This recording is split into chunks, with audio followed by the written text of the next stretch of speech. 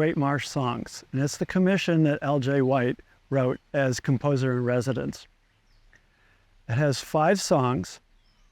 They were written for youth voice and piano with 4 parts on soprano, alto, tenor, bass. And that stretched the middle and high schoolers, both to sing it and to really understand and internalize the words, the challenge of the words represent, which you will see as you hear the piece. So to do this, we needed not only the music, but the words, which were written by Caroline Harvey, and we needed choral directors. So Patti Pike of the Rockport schools prepared the middle and high school singers to provide singers who could do 4-part harmony. Rebecca Kenneally, who is the choral director for Endicott College, prepared the Endicott singers. So you'll see as this, the songs go along, there'll be additional people on the stage singing additional parts. And at the end, we'll have 70 singers on stage. This composition that we're going to hear was composed by L.J. White as a resident at the Manship Artists Residency. And of course, he worked with many different locals and people in the community, one of whom is Patti Pike, who is the director of the choral program at Rockport Middle and High School. I liked this whole project because it put together many disciplines: music and science and poetry.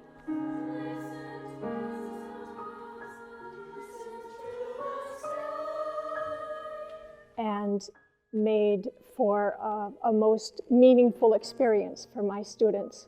My students were able to learn from a collegiate conductor, Kenneally. She's brilliant. And they also got to sing with her choristers, which was a fantastic experience to have all of these young people that came together for the goal of bringing alive the music and the concept of changing our audience, changing them so that through our music to help our audience think about how they are living their lives as far as the earth is concerned. I remember when LJ came to visit our chorus, and we were going to sing for him Patricia's Meditation. And he made a point to tell them that you, as you sing Patricia's Meditation, you are the marsh. And Patricia's Meditation goes like this. My body drifts in a pillow of tide. I am weightless and alive. Hallow grass and the salt marsh hay, ancient story in every blade. Holy water and salt and fresh merge, becomes my soul into a sailing bird. What is more real than this stillness? Flowing, flowing through my chest. I am joy and the beauty and breeze. I am the water, and the water is me. We also introduced LJ to members of the community who are closely connected to the Great Marsh. Patricia Hanlon was one of them. She wrote a book entitled Swimming to the Top of the Tide, and it inspired LJ and Caroline to create a wonderful piece called Patricia's Meditation. My husband Robert and I had been swimming the creeks and channels of the Essex River Basin. When you slip into the water, everything changes. Because you're in water, you're in a different medium, your body changes. So you feel like you belong there.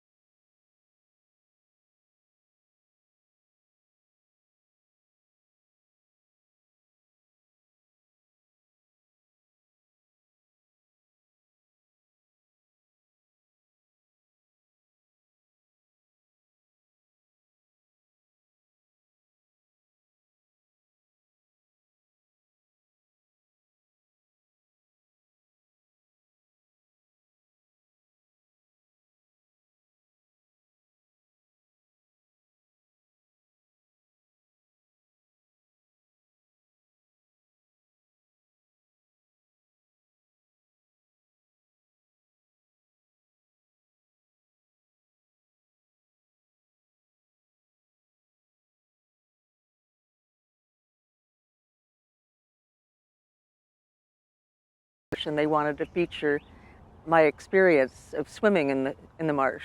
When I went to the Shalin Liu to hear the concert, I was completely blown away.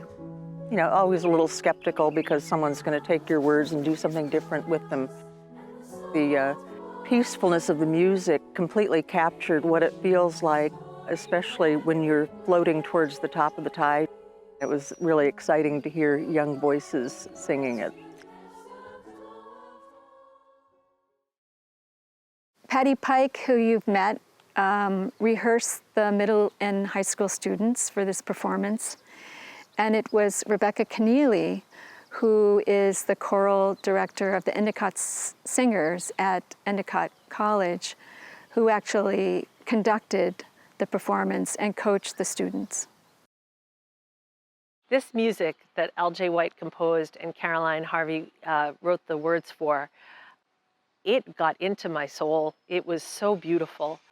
The poetry was playful and deep. It captured the North Shore, and it told the story from within the marsh and from the perspective of the humans that maybe have made mistakes concerning the marsh and the people who care about the marsh. And then LJ just did such a phenomenal job setting that poetry, bringing it to life with music. The music had, in turn, a call to action and a meditative quality. Getting to know LJ and getting to know the music through him and with him was very rewarding. The music is musically, rhythmically, harmonically very difficult, but in the best of ways, in the ways that you have to live with it a little bit to understand it, and then it grows on you and becomes part of you. My students loved it. They're not music majors, and they don't read music as a whole. Some of them do. There are some readers in the group. For them to take on a project of this magnitude with music this challenging and to love it so much is a testament to the way the piece was composed to be both challenging and incredibly beautiful. In collaborating, I can't say enough about my colleagues, Patti Pike at the middle school and the high school. She prepared those students so well and helping them understand the magnitude of it, which was really great. And my colleague Chris Lawnsby, who is our accompanist, spent countless hours preparing recording tracks for the students to study and learn, which was really helpful for the high school students, the middle school students, and the college students, and me in practicing the conducting for this piece. Another person who was involved in this final piece is Caroline Harvey. They worked with LJ on the libretto for the Great Marsh Songs. What compelled me at the very start of the writing process for the Great Marsh Songs was the intersectional element of scholarship, activism, and advocacy present in LJ's vision for the project. We immersed ourselves in local history, sea shanties, and in the work of authors and musicians from the area, and spent the afternoon together exploring the marsh by boat. Memories and stunning experiences that built a strong friendship and collaboration. But what pushed the energy of the project for me was our shared understanding of the gravity of the endangeredness, what it means for all of us if we lose the Great Marsh and other places like it.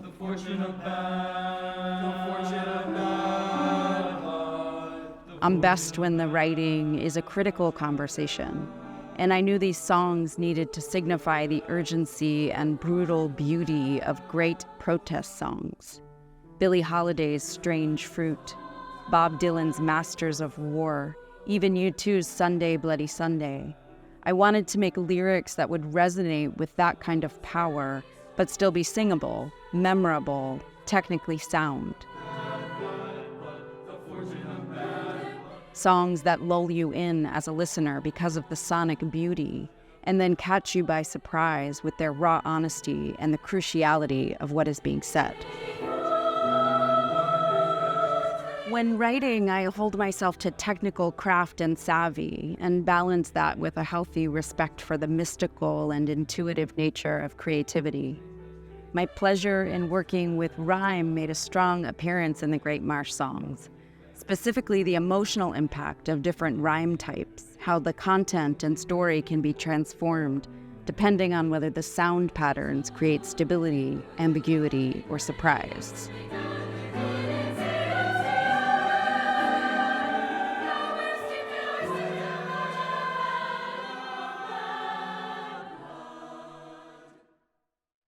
When we sent out our international call for composers, 56 composers responded. And we're so fortunate to have been able to select L.J. White among them.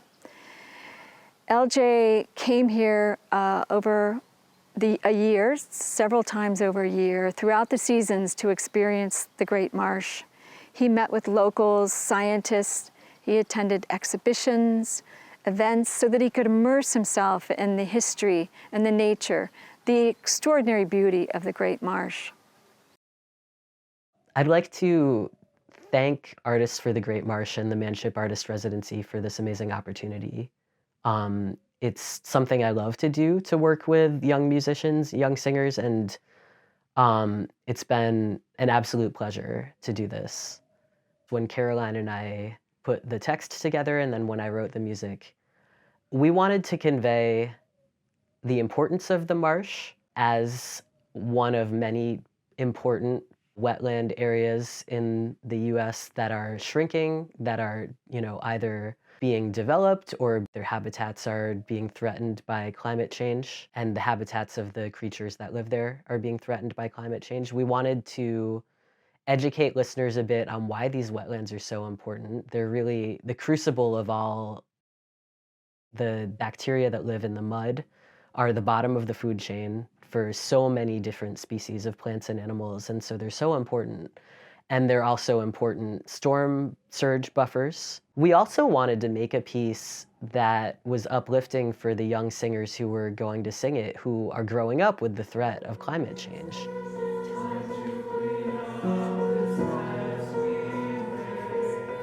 It's a bit allegorical, where the music is actually written from the perspective of these different creatures, but it's also from the perspective of young people today. You can take the meaning either way. It means both things. So we have a movement, for example, called the Salt Marshy Sparrow.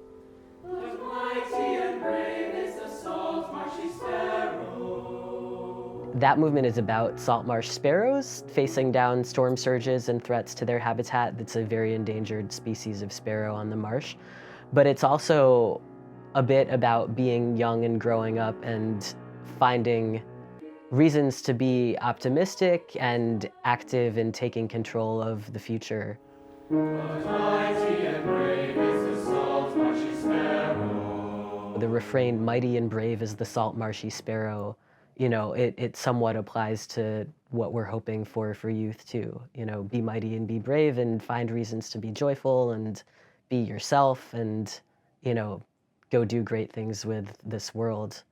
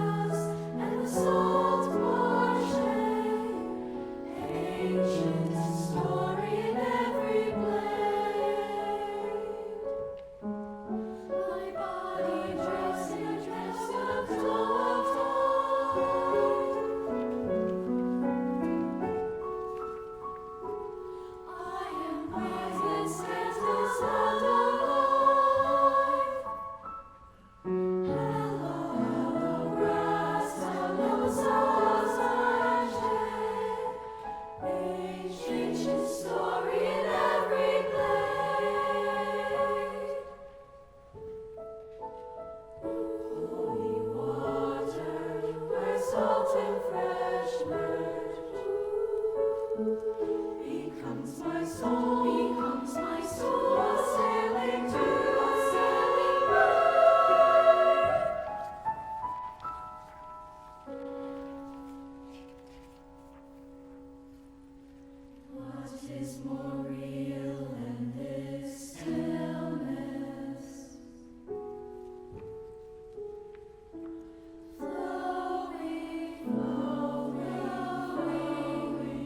through my chest.